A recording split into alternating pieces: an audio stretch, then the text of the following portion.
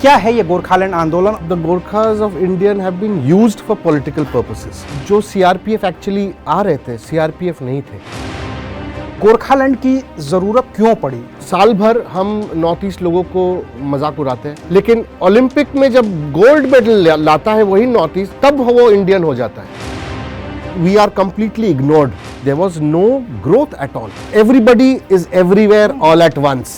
इसका सॉल्यूशन क्या है? बहुत पहले से ये मुद्दा चल रहा है। जो भी आपने पढ़ा इस किताब में वो सब हकीकत है। These stories you will not find anywhere because they have been erased. सावधान इंडिया के प्रोड्यूसर हैं। ये जो ट्रांजिशन वाला फेज है ये कैसे आया? हल्के में मत लिया करो हमें।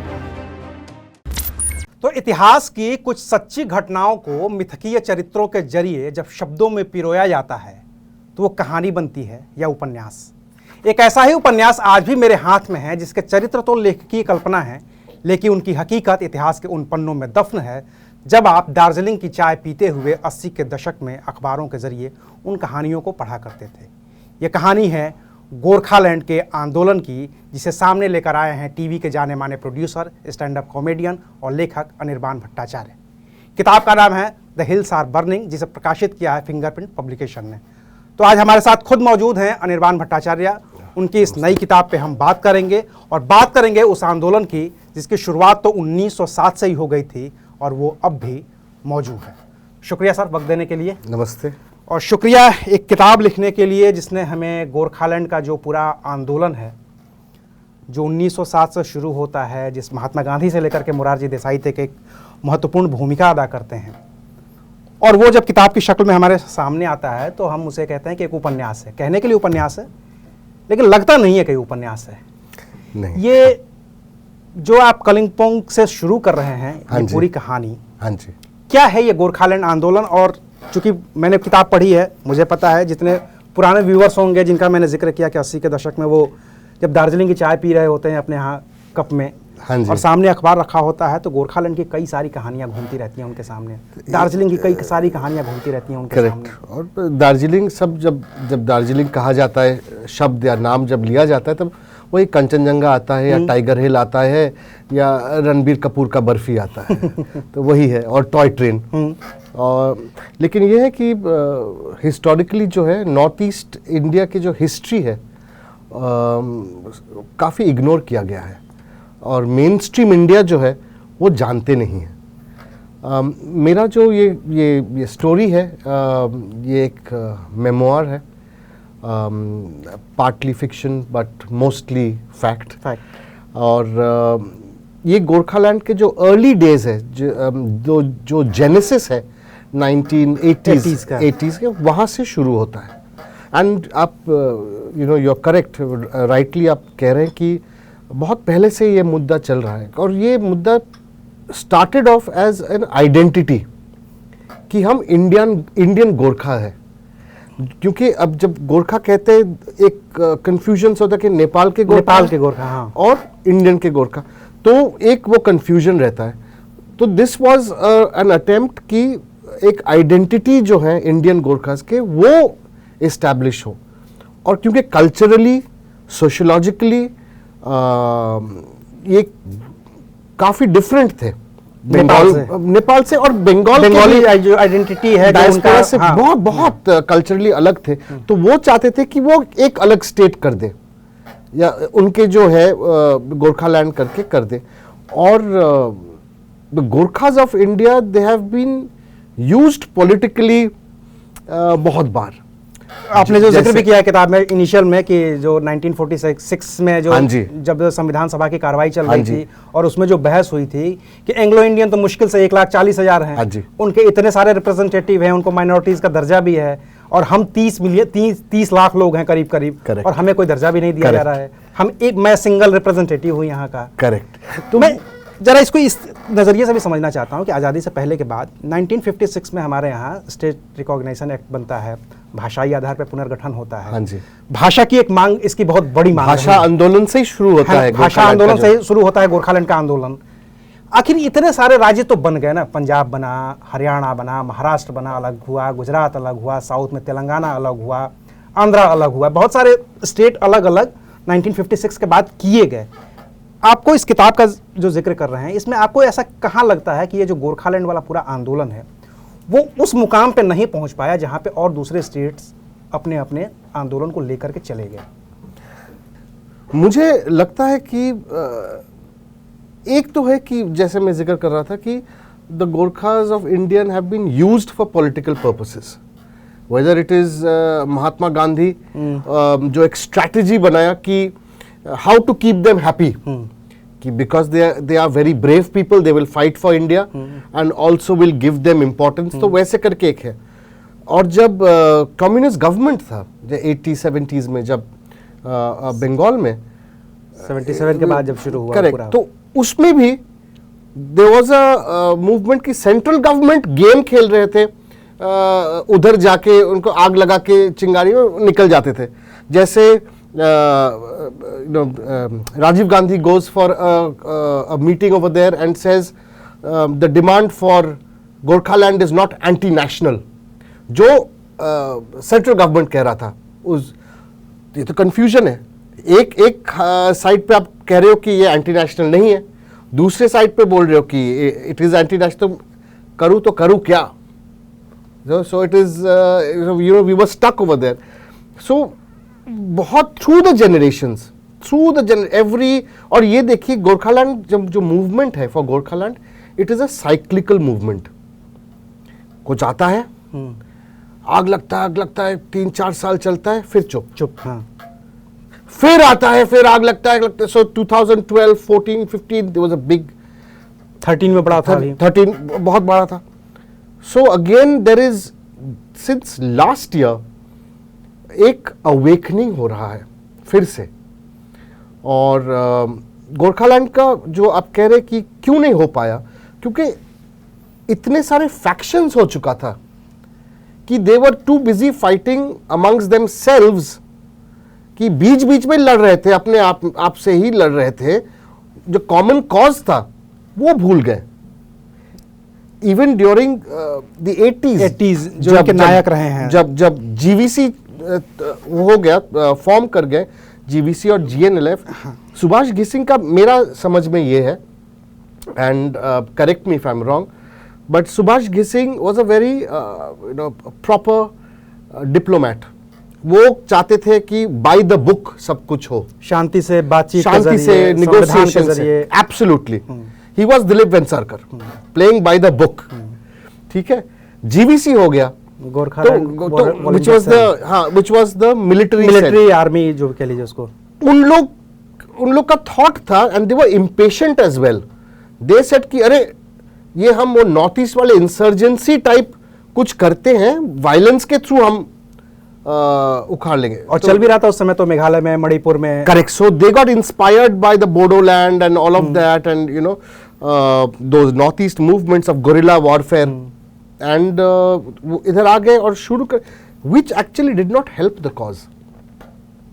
और ये किताब जो है, it is not a pro Gorkhaland book, it is not anti Gorkhaland book, it is a pro people book. क्योंकि कहीं पे भी जब कॉन्फ्लिक्ट होता है, आम इंसान पिसता है, और बहुत बुरी तरीके से पिसता है। और जो कालिम्पोंग के जो लोग हैं और दार्जिलिंग के भी लोग हैं, they were trapped and they couldn't go out anywhere. जैसे इमिग्रेंट्स होते हैं, जब lots of Bengalis who are working there, और you know people from other parts of India, वो जो काम कर, वो तो निकल गए क्योंकि उनकी जिंदगी है बाहर। लेकिन जो उधर के नेटिव थे वो अटक गए और वो पिस गए।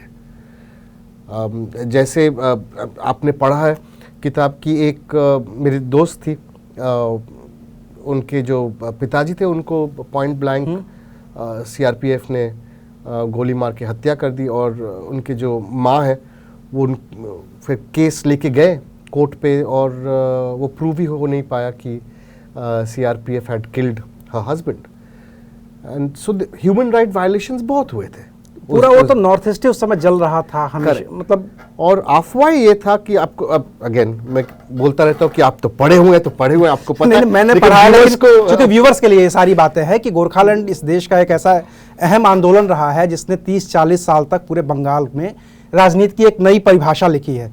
हाँ जी। और उसकी वजह जैसा कि इन्होंने बताया भी कि केंद्र में कांग्रेस की सरकारें और दूसरी सरकारें रही, वहाँ पे स्टेट में जो है वो लेफ्ट का शासन रहा, उन दोनों के कॉन्फ्लिक्ट ऑफ इंटरेस्ट इतने ज़्यादा थे। उनके इंटरेस्ट था, सेंटर का इंटरेस्ट था कि वहाँ पे आग जलाए, क्योंकि दे weren't able to destabilize the communist government। तो वो ये पहले वापस आना चाहते थे, आ नहीं पा रहे थे, Correct। चाहे वो ज्योति तो- बसु के बाद, ज्योति बसु से Correct। लेकर के बाद तक भी नहीं आ पाए, वो अब तक नहीं आ पाई कांग्रेस, वो तो उसकी खामियां हैं ही। खैर पॉलिटिकली हो जाएगी पूरी वो बात अगर कहेंगे तो।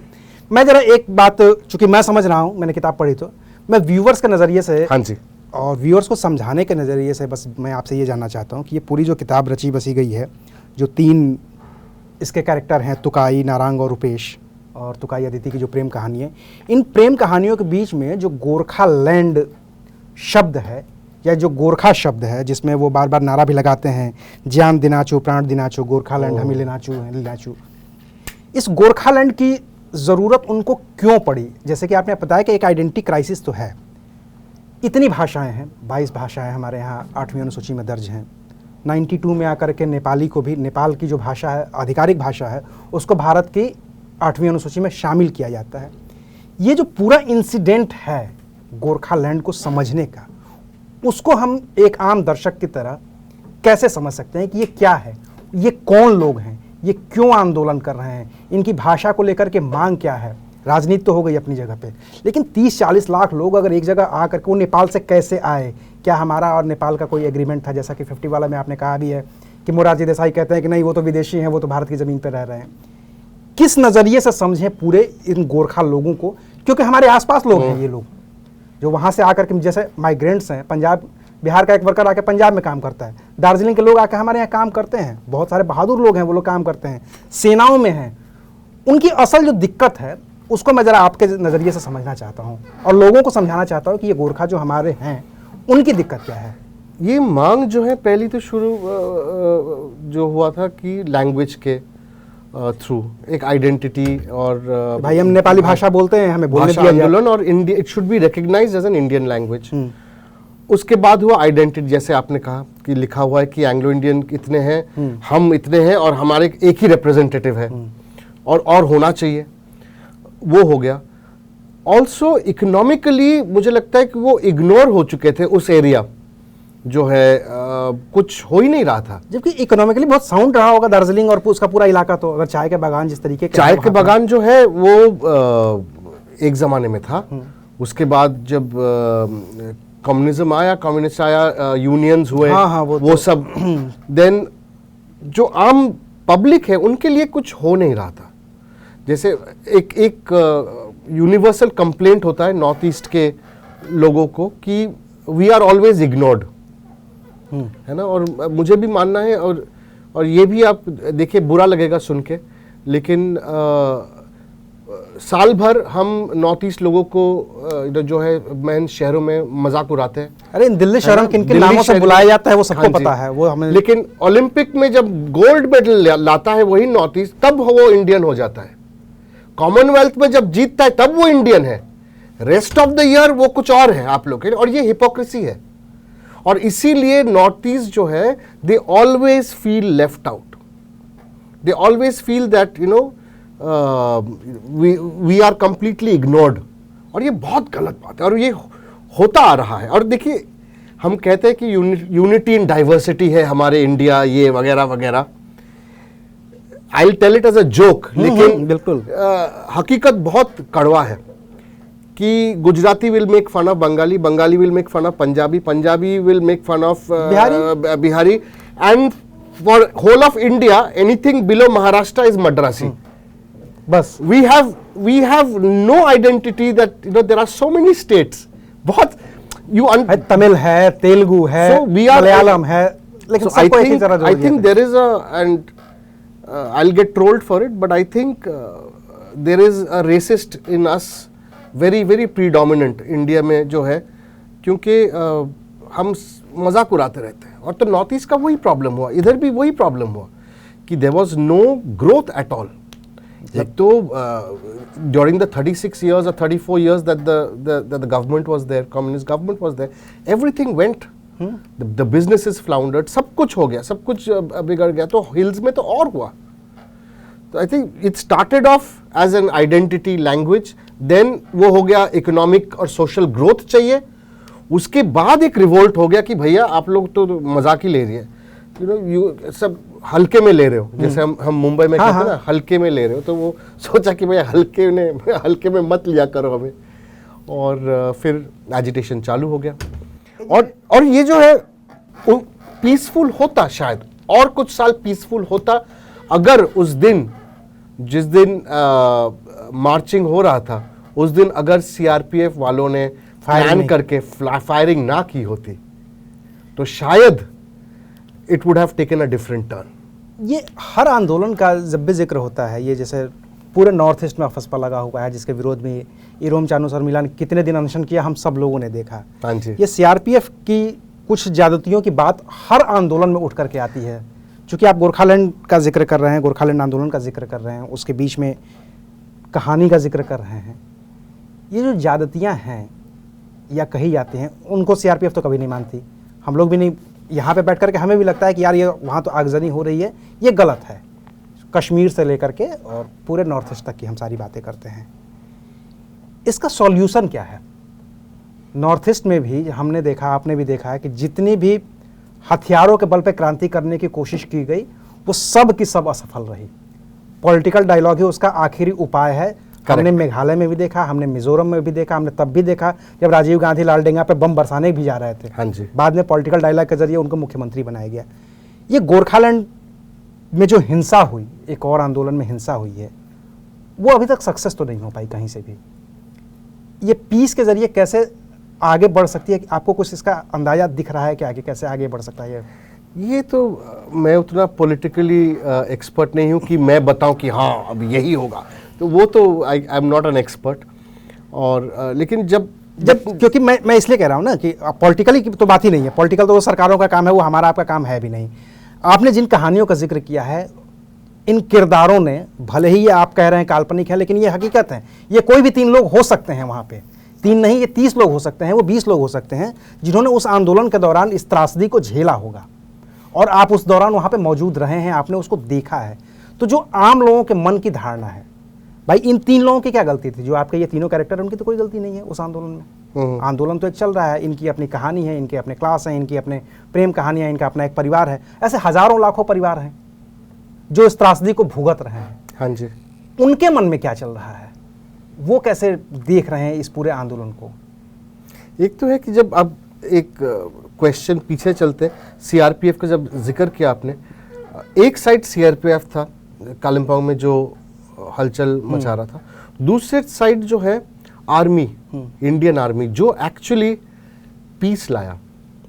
जिस दिन मैसेकर हुआ, उस दिन जब मार्च किए आर्मी, तब Kalimpong felt safe at that evening कि भैया चलो ठीक है।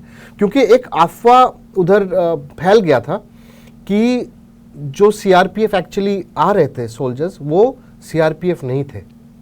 अच्छा। एक अफवाह थे कि भैया क्योंकि कोई आना नहीं चाहता था कालिम्पोंग, क्योंकि इतना एक्सप्लोजिव एक सिचुएशन बन गया था। तो अफवाह था कि जो सरकार है वो यूपी के जो मर्सिनरीज है, उनका हिंदी शब्द मर्सनरी मतलब किराए के गुंडे कह लीजिए उनको, या किराए के जो भी है, डकैत कह लीजिए, कि उनको हायर करके सीआरपीएफ बना के गन्स दे के भेजा जा रहा था। क्योंकि उनके मस्टैशेस थे, हैंडल बार मस्टैशेस थे, कान में बाली पहनते थे वो लोग। मैं तो कभी सीआरपीएफ वालों को कभी नहीं देखा कि वो तो वेल हैंडल, और क्योंकि एक डेकोरम होता है, फोर्स है, उसका डेकोरम है। तो एक वो अफवाह, तो कालिम्पोंग के लोगों को बहुत अनसेफ फील हुआ कि ये है कौन। On the other hand army आके बहुत पैसिफाई किया सिचुएशन को। तो ये एक नजरिया था कि everything became peaceful once the army came in for a little bit of time. उसके बाद फिर वो तो होता ही रह गया। और आप कह रहे कि ये जो 3 किरदार है, ये एक्चुअली रियल किरदार है, और ये मेरे क्लासमेट्स हैं, और जो आप ये तो समझ में आ भी रहा था मुझे, और जो भी आपने पढ़ा इस किताब में वो सब हकीकत है। क्योंकि मैं चाहता था, एक वजह है इस किताब को लिखने के लिए कि we belong to the 80s। हमारे जो सीनियर जनरेशन है और हम हैं, हम आई विटनेस थे उस गोरखालैंड एजिटेशन के शुरुआत का। अभी 30 इयर्स डाउन द लाइन जो बच्चे घूम रहे हैं, उनको लगता है कि ये सब तो अच्छा होता ही होता है। नहीं हुआ होगा, अरे अफवाह है, ये तो रूमर है, ये तो हुआ होगा, क्योंकि जो स्टोरीज है वो एक अर्बन लेजेंड बन गया है, एक मिथ बन गया है। अच्छा ऐसा हुआ था क्या? वो विश्वास नहीं करना चाहते कि हुआ था।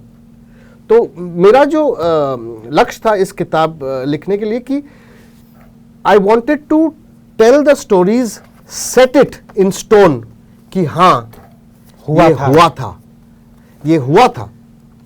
जीना थापा 12 साल की जो एक स्कूल गर्ल थी, उसको गोली मारी गई थी on the suspicion that she was a terrorist. और जब उनका बॉडी जब पेरेंट्स को वापस दिया जा रहा था, she was still wearing her school bag. These stories you will not find anywhere because they have been erased. They have been erased from public memory, public records.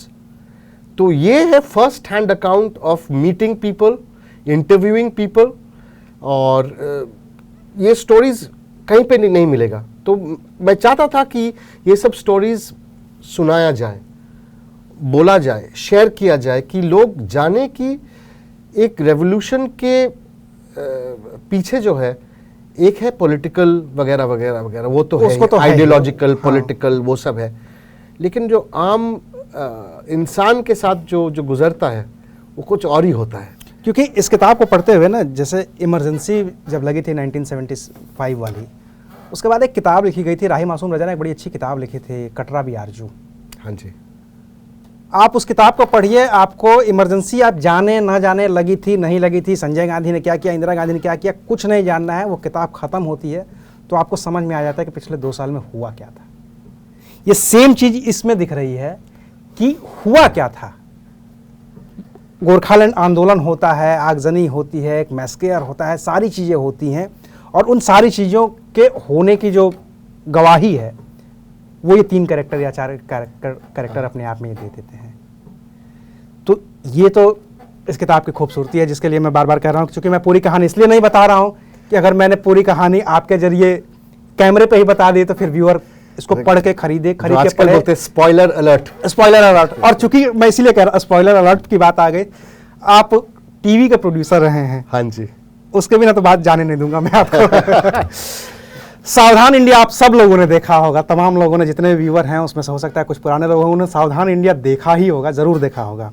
सावधान इंडिया के producer हैं, crime बड़ा आपने cover किया है, बहुत produce भी किया तो सावधान इंडिया प्रोड्यूस किया, पहली किताब भी लिखी तो the dirty dozen India's most notorious serial killers लिखा। हाँ जी, और अब एक ये आंदोलन, ये जो ट्रांजिशन वाला फेज है, ये कैसे आया?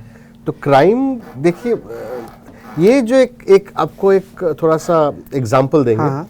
और होपफुली आप ताज्जुब हो जाएंगे, और क्योंकि मुझे हाल ही में ये जो बल्ब है ना ठप करके जला, कि हम बचपन से ही क्राइम पढ़ते आ रहे हैं। और कैसे? शर्लॉक होम्स पढ़ते हैं, फेलुदा पढ़ते हैं, ब्योमकेश पढ़ते हैं, सीक्रेट 7, फेमस 5 सब पढ़ते हैं। ये क्या है? वो क्राइम ही तो है। हाँ, मर्डर नहीं हो रहा है, चोरी हो रहा है, डकैती हो रहा है, कुछ स्टैचू किसी ने लेके भाग गया है, ये सब क्राइम है। तो बचपन से ही हमारा जो दिमाग है वो प्राइम हो चुका है क्राइम के लिए। ठीक है, बचपन से ही हमको लगता है कि अच्छा क्राइम इज़ वेरी गुड। तो मैं 2012 में मैंने सावधान इंडिया जो शो है वो क्रिएट किया, और उसके बाद वो प्रोड्यूस भी किया, और वेरी ब्लेस्ड कि ये शो सुपर हिट रहा। और कोने कोने में सबको पता है इस शो, सब देखते थे। बहुत एक ज़िंदगी में बहुत कम मौका ऐसा मिलता है कि कुछ करो तो सबको एक आइडेंटिटी, खुद का सेटिस्फेक्शन। करेक्ट।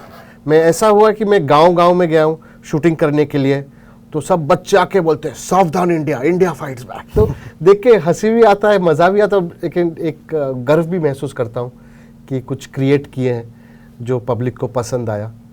तो उसी दौरान एक तो है कि सपना था लेखक बनने का, तो बहुत जब बचपन से ही एक था सपना, और क्लास 6 में मैं मेरा पहला किताब जो है वो लिखा, और लास्ट ईयर वो पब्लिश हुआ है वही किताब। The serial killer? नहीं, वो है एडवेंचरस 6 करके बच्चों के लिए किताब है, क्लास 6 में मैंने लिखा था। तो लेखक तो बनना ही था, और मेरा जो एक साथी है सुहेल माथुर करके, वो एक लिटरेरी एजेंसी चलाते हैं।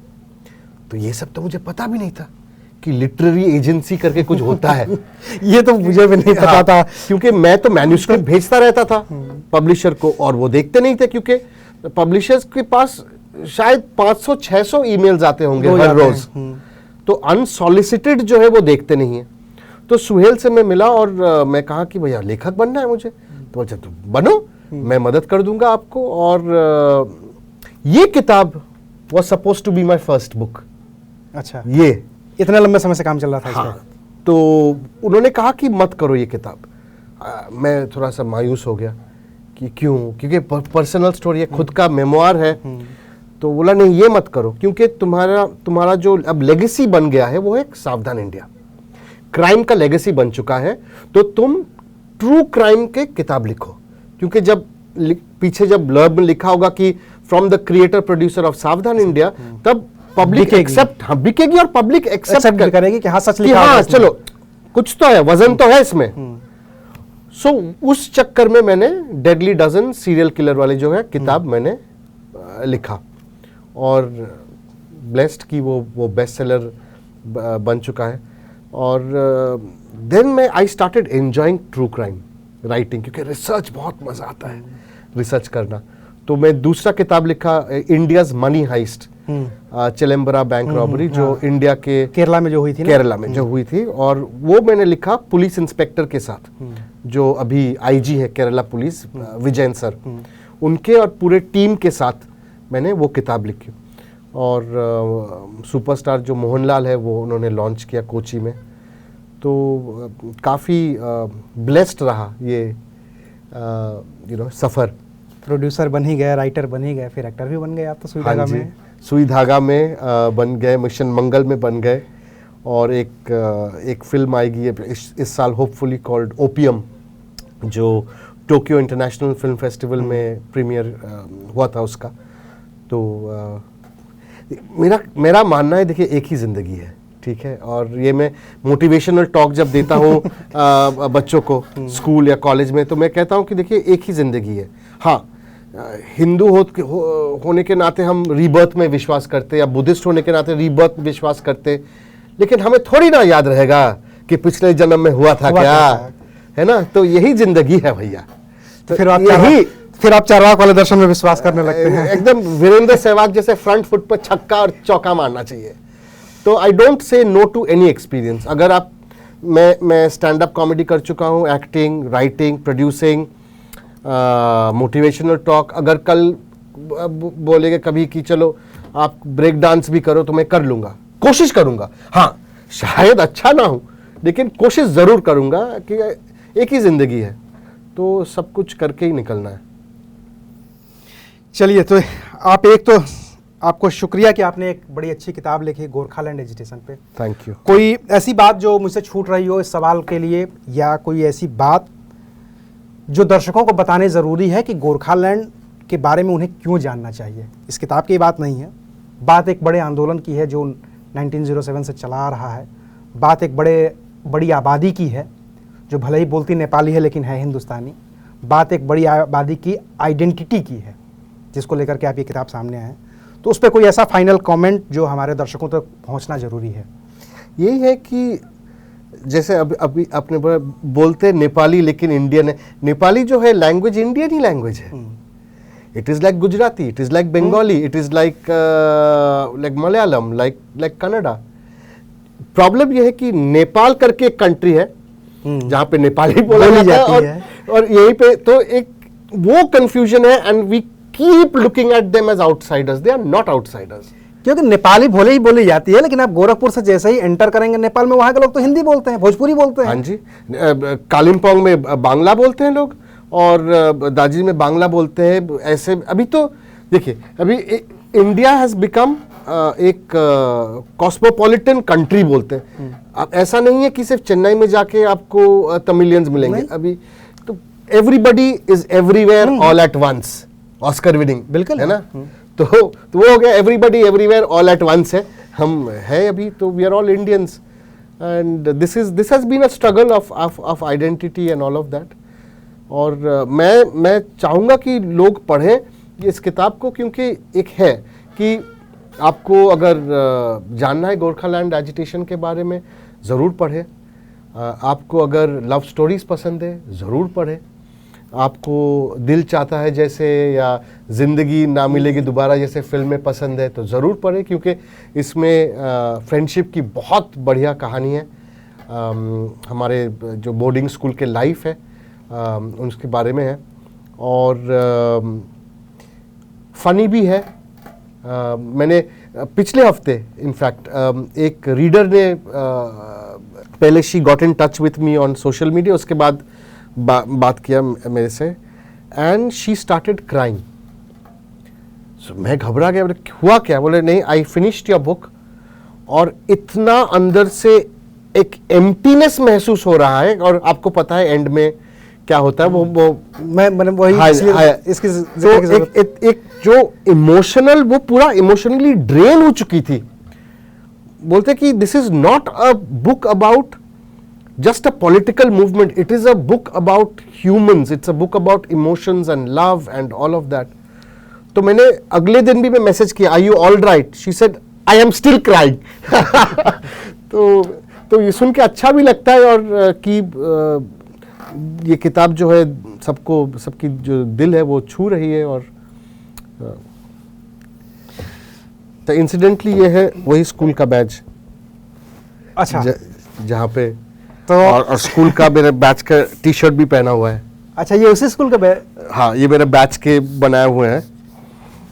तो आपके सामने लेखक भी हैं, आपके सामने वो कैरेक्टर भी है जो जिसका जिक्र इस किताब में किया गया है, और इस किताब को पढ़ने की तमाम वजहें हैं। एक तो सबसे बड़ी वजह ये है कि इस देश के तमाम आंदोलनों में से एक जो जरूरी आंदोलन रहा है, गोरखालैंड का आंदोलन, उसके बारे में आपको जानने समझने को मिलेगा, उसके बारे में आपको तमाम कहानियाँ मिलेंगी इसमें, उसका इतिहास मिलेगा, उसका वर्तमान मिलेगा, उसका भविष्य की झलक भी इस किताब में आपको देखने को मिल जाएगी।